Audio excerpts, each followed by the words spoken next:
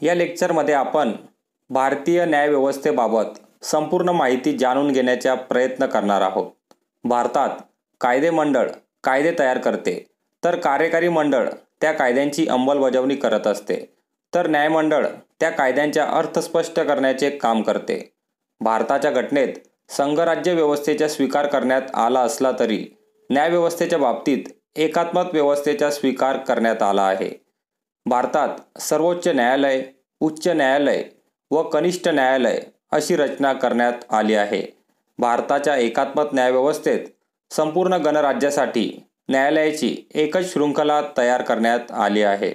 सर्वोच्च न्यायालयाची स्थापना 26 जानेवारी 1950 रोजी झाली असून सर्वोच्च न्यायालयाने 1935च्या कायद्याद्वारे स्थापन करण्यात आलेल्या फेडरल कोर्ट ऑफ इंडियाची जागा घेतली आहे. राज्यघटनेतील भाग 5 मधील कलम 124 नुसार भारताचे एक सर्वोच्च न्यायालय असेल, ज्यामध्ये एक सरन्यायाधीश आणि अन्य न्यायाधीश असतील अशी तरतूद करण्यात आली आहे.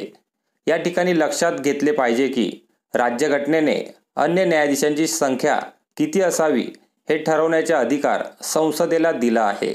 त्यानुसार सध्या भारताच्या सर्वोच्च न्यायालयात एक सरन्यायाधीश व 30 अन्य न्यायाधीश कार्यरत आहे. न्यायाधीश पदावर नेमले जाणाऱ्या व्यक्तींसाठी आपल्या राज्यघटनेत पुढील पात्रता सांगण्यात आल्या आहेत. 1. भारताचा नागरिक असावा. 2. उच्च न्यायालयामध्ये 5 वर्षे न्यायदानाचे कार्य केलेले असावे किंवा सर्वोच्च न्यायालयामध्ये किमान 10 वर्षे वकिली केलेली असावी. 3. राष्ट्रपतींच्या मते ती व्यक्ती निष्णात कायदेपंडित असावी. या ठिकाणी लक्षात घेतले पाहिजे की घटनेने सर्वोच्च न्यायालयाच्या न्यायाधीश होण्यासाठी किमान वयाची पात्रता ठेवलेली नाही. सर्वोच्च न्यायालयातील प्रत्येक न्यायाधीशांची नेमणूक राष्ट्रपती सहीनिशी व स्वमुद्रांकित अधिपत्राद्वारे करत असतात. सरन्यायाधीश वगळता अन्य सर्व न्यायाधीशांची नेमणूक करताना सरन्यायाधीशांचा विचार घेणे हे राष्ट्रपतींवर बंधनकारक असते. सर्वोच्च न्यायालयाच्या सरन्यायाधीशांची नेमणूक राष्ट्रपतींकडून होत असते. विशेष म्हणजे सर्वोच्च न्यायालयातील ज्येष्ठ न्यायाधीशाचीच भारताच्या सरन्यायाधीश म्हणून नेमणूक केली जावी अशी तरतूद करण्यात आली आहे. राष्ट्रपती सरन्यायाधीशांची नेमणूक करताना सर्वोच्च न्यायालयाच्या व उच्च न्यायालयाच्या न्यायाधीशांचा सल्ला घेऊ शकतात. मात्र असा सल्ला राष्ट्रपतींवर बंधनकारक नसतो. इथं लक्षात घेतले पाहिजे की नेमणुका करण्याचा राष्ट्रपतींचा अधिकार हा फक्त औपचारिक स्वरूपाचा असतो, कारण या बाबतीत त्यांना मंत्रिमंडळाच्या सल्ल्यानुसारच कृती करावी लागत असते. सर्वोच्च न्यायालयाच्या न्यायाधीशाला पदावर नियुक्ती करताना भारताचे राष्ट्रपती त्यांना शपथ देत असतात.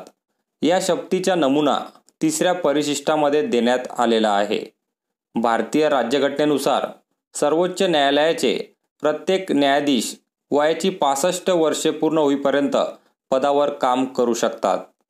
खालील कारणावरून न्यायाधीशांचे पद रिक्त होऊ शकते. 1. न्यायाधीशांनी स्वमर्जीने राष्ट्रपतींकडे राजीनामा दिल्यास. 2. न्यायाधीशांविरुद्ध एखादे घटनाबाह्य वर्तन सिद्ध झाल्यास. 3. न्यायाधीशांचा मृत्यू झाल्यास. न्यायाधीशाला त्याच्या पदावरून दूर करण्याच्या क्रियेला महाभियोग प्रक्रिया असे म्हटले जाते. गैरवर्तन सिद्ध झाल्यास किंवा अकार्यक्षमता असेल तरच राष्ट्रपतींच्या आदेशाने सर्वोच्च किंवा उच्च न्यायालयाच्या न्यायाधीशांना पदावरून दूर करता येत असते. सर्वोच्च न्यायालयाच्या न्यायाधीशाला पदावरून दूर करण्यासाठी ठराव मांडावा लागतो. या ठरावावर लोकसभेच्या बाबतीत 100 किंवा राज्यसभेच्या बाबतीत 50 सदस्यांच्या सह्या असणे आवश्यक असते. विशेष म्हणजे आत्तापर्यंत सर्वोच्च न्यायालयाच्या एकाही न्यायाधीशाला पदावरून दूर करण्यात आलेले नाही. सर्वोच्च न्यायालयाच्या न्यायाधीशाचा पगार, भत्ते, विशेषाधिकार, पेन्शन इत्यादी बाबी संसदीय कायद्याद्वारे वेळोवेळी निर्धारित केले जात असतात. सर्वोच्च न्यायालयाच्या न्यायाधीशाला 90,000 रुपये प्रतिमाह तर सरन्यायाधीशाला 1,00,000 रुपये प्रतिमाह वेतन मिळत असते. यासोबत त्यांना निवासस्थान व इतर भत्ते मिळत असतात. हंगामी सरन्यायाधीशांची नेमणूक. भारताच्या सरन्यायाधीशांचे पद रिक्त असेल किंवा सरन्यायाधीश अनुपस्थित असतील किंवा पदाच्या कर्तव्याचे पालन करण्यास असमर्थ असतील, अशा वेळी राष्ट्रपती सर्वोच्च न्यायालयातील एखाद्या न्यायाधीशाची नेमणूक हंगामी सरन्यायाधीश म्हणून करू शकतात. तात्पुरता न्यायाधीशांची नेमणूक. जर एखाद्या वेळी सर्वोच्च न्यायालयाचे एखादे सत्र भरण्यासाठी किंवा चालू ठेवण्यासाठी लागणाऱ्या घनसंख्येइतके न्यायाधीश उपलब्ध नसतील, तर भारताचे सरन्यायाधीश एखाद्या उच्च न्यायालयातील एखाद्या न्यायाधीशास तात्पुरता काळासाठी सर्वोच्च न्यायालयात तदर्थ न्यायाधीश म्हणून नेमू शकतात. सर्वोच्च न्यायालयाचे घटनात्मक अधिकार आणि अधिकार क्षेत्र. भारताच्या राज्यघटनेने सर्वोच्च न्यायालयाला खूप व्यापक अधिकार क्षेत्र व अधिकार प्रदान केलेले आहेत. भारतीय सर्वोच्च न्यायालय हे अमेरिकन सर्वोच्च न्यायालयाप्रमाणे एक फेडरल कोर्ट म्हणूनही कार्य करते, तर ब्रिटिश हाऊस ऑफ लॉर्ड्सप्रमाणे अपिलाचे अंतिम न्यायालय म्हणूनही कार्य करते. त्याचसोबत घटनेच्या संरक्षणकर्ता म्हणून, त्याचसोबत घटनेच्या अंतिम अर्थ लावण्याच्या कार्याबरोबरच नागरिकांच्या मूलभूत हक्कांच्या हमीदार म्हणूनही कार्य करत असते. 1. प्रारंभिक अधिकार क्षेत्र. सर्वोच्च न्यायालयाच्या प्रारंभिक अधिकार क्षेत्रात असे दावे येतात जे दावे कोणत्याही प्रकारच्या कनिष्ठ न्यायालयात दाखल न करता थेट सर्वोच्च न्यायालयात दाखल केले जातात. सर्वोच्च न्यायालयाच्या प्रारंभिक अधिकार क्षेत्रात खालील विवादांचा समावेश होतो. 1. भारत सरकार विरुद्ध एक किंवा अधिक घटक राज्य. 2. घटक राज्यातील आपापसातील तंटे. 3. राष्ट्रपती, उपराष्ट्रपती आणि पंतप्रधान यांच्या निवडणूक विषयक तंटे. 4. केंद्रीय कायद्यांच्या घटनात्मकतेबाबत. 5. मूलभूत हक्कांच्या संबंधीचे दावे. थोडक्यात संघराज्याशी संबंधित वाद थेट सर्वोच्च न्यायालयाकडे येतात. याला प्रारंभिक अधिकार क्षेत्र म्हणतात, कारण अशा स्वरूपाच्या विवादासंबंधीचे अधिकार फक्त सर्वोच्च न्यायालयालाच उपलब्ध आहेत. 2. प्राधिलेख अधिकार क्षेत्र. भारतीय नागरिकाने मूलभूत हक्कांच्या उल्लंघनाविरोधात केलेल्या याचिकेला रिट्स याचिका असे म्हटले जाते. नागरिकांचे मूलभूत हक्क बजावण्यासाठी, म्हणजेच त्यांचे उल्लंघन झालेले हक्क त्यांना पुन्हा प्राप्त करून देण्यासाठी सर्वोच्च न्यायालयास विविध प्राधिलेख काढण्याचा अधिकार असतो, कारण राज्यघटनेतील तरतुदीनुसार सर्वोच्च न्यायालय मूलभूत हक्कांच्या रक्षणकर्त्याची भूमिका बजावत असते. 3. अपिलाचे अधिकार क्षेत्र. उच्च न्यायालय आणि प्रशासकीय न्यायालयाने दिलेल्या निर्णयाचा पुनर्विचार करण्याच्या सर्वोच्च न्यायालयाच्या अधिकाराला अपिलाचे अधिकार क्षेत्र असे म्हटले जाते. सर्वोच्च न्यायालय हे देशातील अपिलाचे उच्चतम न्यायालय आहे. याचा अर्थ असा की उच्च न्यायालयाच्या निवाडाविरोधात व्यक्ती सर्वोच्च न्यायालयात अपील करू शकते. त्यासाठी सदर खटला अपिलासाठी सर्वोच्च न्यायालयात जाणे योग्य असल्याचे प्रमाणपत्र उच्च न्यायालयाने द्यावे लागते. सर्वोच्च न्यायालय पुढील बाबीसंबंधी पुनर्निर्णयाचा अधिकार बजावत असते. 1. दिवाणी खटल्याबाबतच्या अपिलासंदर्भात.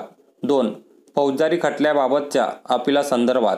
3. राज्यघटनेच्या अर्थासंबंधी अपिलासंदर्भात. 4. सर्वोच्च न्यायालय स्वेच्छेने भारताच्या राज्यक्षेत्रातील कोणत्याही न्यायालयाने किंवा न्यायाधिकरणाने दिलेल्या कोणत्याही निर्णयाविरुद्ध अपील त्याच्याकडे करण्याची विशेष संमती देऊ शकते. 4. सल्ला देण्याचे अधिकार क्षेत्र. भारताचे राष्ट्रपती आवश्यकतेनुसार सर्वोच्च न्यायालयाच्या न्यायाधीशांकडे कायदेशीर सल्ला मागू शकतात. घटनेची अंमलबजावणी सुरू होण्यापूर्वी झालेले करार यांच्या अंमलबजावणीतून उद्भवलेल्या तंट्याबाबत राष्ट्रपती सर्वोच्च न्यायालयाकडे सल्ला मागू शकतात. सार्वजनिक महत्त्वाच्या कायदेविषयक प्रश्न उद्भवला असेल तर राष्ट्रपती सर्वोच्च न्यायालयाकडे सल्ला मागू शकतात. या ठिकाणी लक्षात घेतले पाहिजे की सर्वोच्च न्यायालयाने दिलेला सल्ला सरकारवर बंधनकारक नसतो. 5. अभिलेख न्यायालय म्हणून अधिकार. सर्वोच्च न्यायालयाचे सर्व निकाल, कार्यवाही व कायदे हे भविष्यकालीन साक्षीसाठी जतन केले जातात. हे सर्व अभिलेख म्हणजेच रेकॉर्ड न्यायिक पूर्वसंकेत म्हणून समजले जातात, म्हणून त्यांना पुरावा म्हणून ग्राह्य मानले जाते. त्यामुळे त्यांना कोणत्याच न्यायालयात आव्हान देता येत नाही. विशेष म्हणजे सर्वोच्च न्यायालयाचे निर्णय अंतिम आणि सर्व न्यायालयावर बंधनकारक असतात. 6. न्यायिक पुनर्विलोकनाचा अधिकार.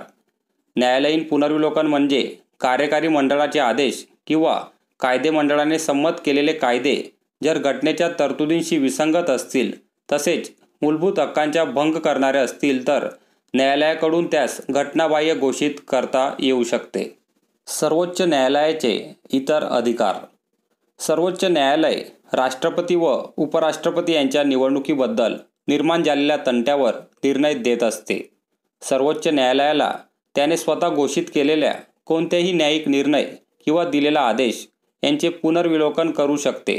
म्हणजेच सर्वोच्च न्यायालयावर आपले पूर्वीचे निर्णय बंधनकारक नसतात आणि न्यायालय नंतर त्यात आवश्यक ते बदल न्याय व समाज हितासाठी करू शकते.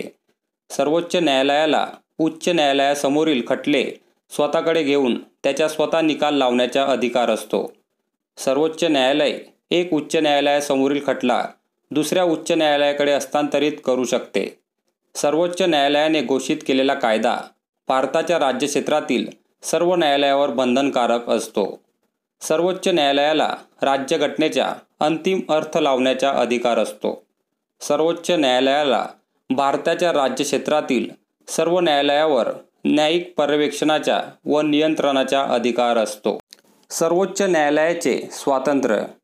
भारताच्या लोकशाही शासन व्यवस्थेत सर्वोच्च न्यायालयाला महत्त्वाची भूमिका प्रदान करण्यात आली आहे.